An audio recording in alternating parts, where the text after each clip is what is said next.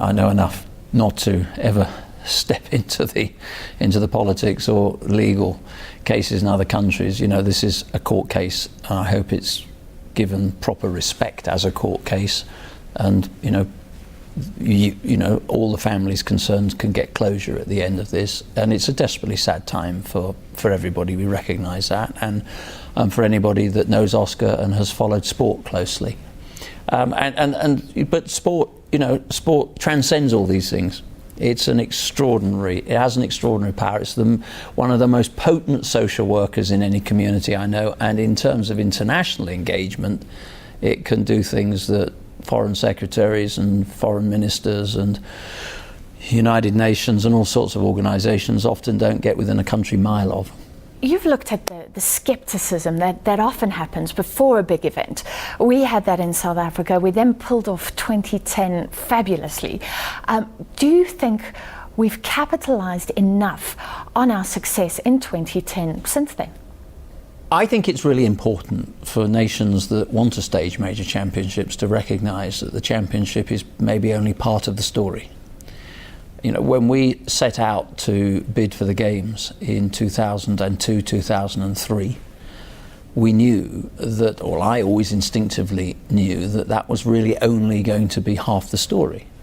That the 10 years after a major championships is really when you want to capture, you want to galvanise all the things that you've witnessed in that build-up, and of course during the tournament, the Games, whatever it happens to be yourself. And you know, and the journey for an Olympic Games or a World Cup is one where you should be doing everything you can to encourage local communities, young people, to feel part of that process. And if it's sport, you clearly want more people playing sport at the end of it than was the case beforehand. These are always big challenges. These are always huge challenges. The World Cup in South Africa was a success. You talk to anybody that was here, or you talk to FIFA, they will tell you it's a very, very successful World Cup. The challenge, of course, is to make sure that venues get used, that there are programs that young people can be involved in, and the nation feels better about itself. And you know, you can spread that optimism, and you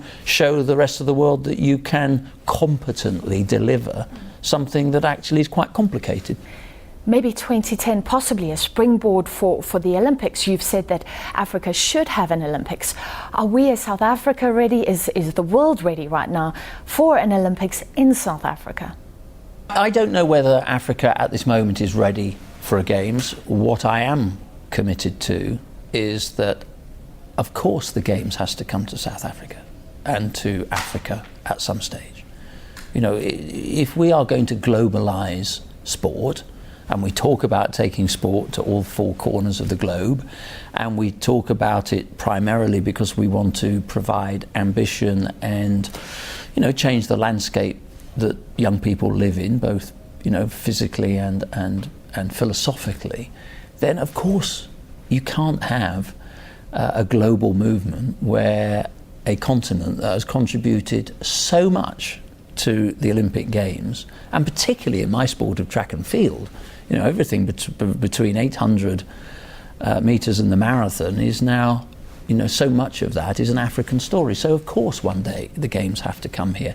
But I also think that we need probably a global conversation about the nature of how we globalise sport, because you can't, you know, if I've been to conferences for the last 30, 40 years where the same things are being said, we want to take sport to everywhere, we want young people to be involved in it, and then of course as soon as countries then sort of hold their hand up and say we'd like to do this, they go, oh well, we're not maybe sure that you're able to do that, and weather might not be that great, and we're not sure about, you know, local politics and all sorts of things. We've got to recognise that all of us have to do business differently.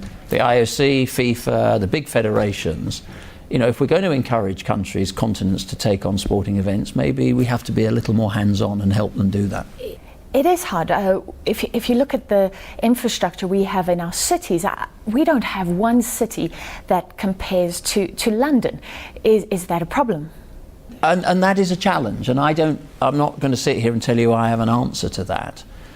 And nobody should be under any illusion. Organising a Games is the most complex thing that any country under normal circumstances undertakes. You know, if I just think about the metrics in London, you know, we had an organising committee of 8,500 people. We had 200,000 people working within London in all the services that we needed to, you know, the transport, security. We had another 100,000 people as contractors. We then found 70,000 volunteers. And, you know, we had to bring all that together in the space of, you know, a month. This is project management of inordinate complexity. I'm not saying that by way of wanting to put countries off, but it is very clear to me that if we are going to encourage countries and continents that haven't staged the Games to do them, and we're going to, you know, we want to take them in, you know, into different territories, through different borders, then we also have to recognise that that comes with challenges, and those challenges may mean us doing business in a different way.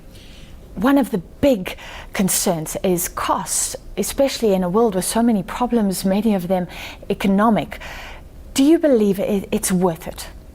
Well, it depends how you define cost, of course.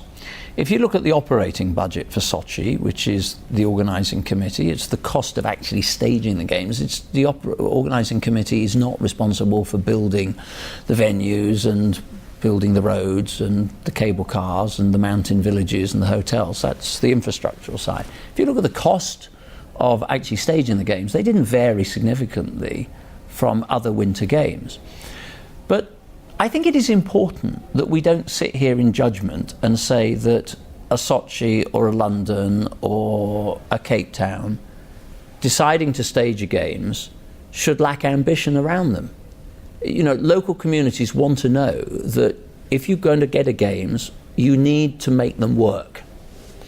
And actually, if I go, the point I was making about Sochi is you can't say that the cost of the Games in Sochi were 20, 30, 40 or 50 billion dollars, and that number escalated by the day, because in order to reach that number, you're throwing in hotels, you're throwing in roads, you're throwing in cable cars, you're throwing in mountain resorts, you're throwing in venues that Russia didn't have after the breakup of the Soviet Union.